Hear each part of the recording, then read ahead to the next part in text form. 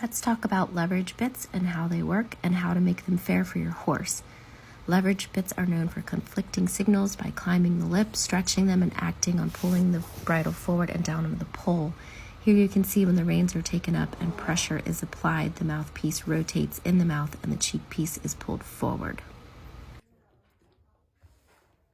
Drop your reins down to that bottom ring and you pull. Do you see how it rotates forward? So it hangs on your bridle up here. Obviously this is how it would sit in the mouth. The bridle's holding it upright. When you pull on that rein, it's going to rotate everything forward. And there really is nothing to stop it. If your horse is still plowing through and you really pull, it can keep going. Obviously, if you're going to keep it here on the side, it acts like a regular egg butt snaffle. Totally fine. This egg butt 2.5 ring differs from the loose ring style in that it's more stable, gives an immediate release when the rider releases by doesn't climbing the lip like other versions. So we can fix this. We can fix the lip stretching by adding a leather curb strap. This sits higher than a curb chain would sit, and all it's doing is preventing the mouthpiece from over rotating.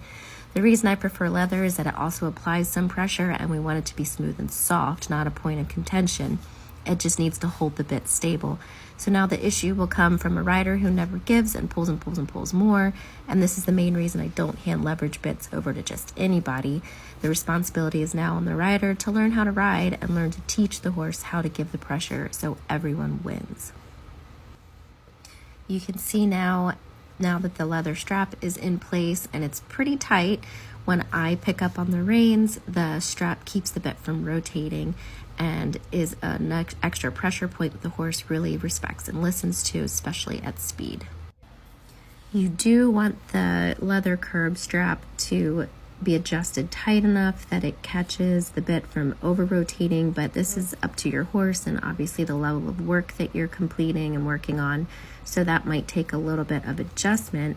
But with these leather curb straps, you can add holes to them, and then that gives it a pretty gives you more flexibility with where to put it. So you want to play around with that, but what you want it to do is you want to keep it from those cheek pieces being pulled forward and then the bit rotating too much in the mouth. If you feel like when you take up on the rein and your horse roots or flips his nose up too quickly, then you can adjust that curb strap so you have a little bit more play. And here is the more common loose ring version of the 2.5 ring, and you'll see the mouthpiece just really stretches the corner of the lip until the bit hits the cheek piece slot, and then we get the pull pressure that engages. And these do give pressure release very quickly, but if the rider doesn't completely let go of the bit, still stays engaged and keeps the lip stretched to a degree. And some horses really take offense to that. Some horses don't mind it as much. Some riders prefer that to have a little bit more wiggle room. So it is all in personal preference, as long as the mouthpiece is what your horse likes. The leverage then is an extra tool, but we need to set it up correctly.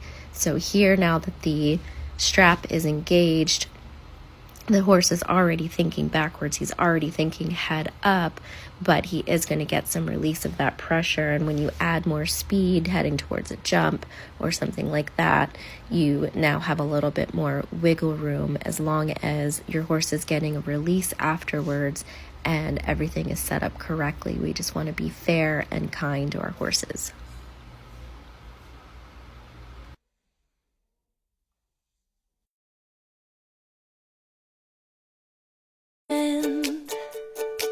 Travel down the road and back again.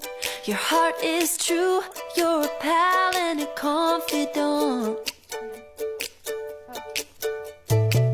I'm not ashamed to say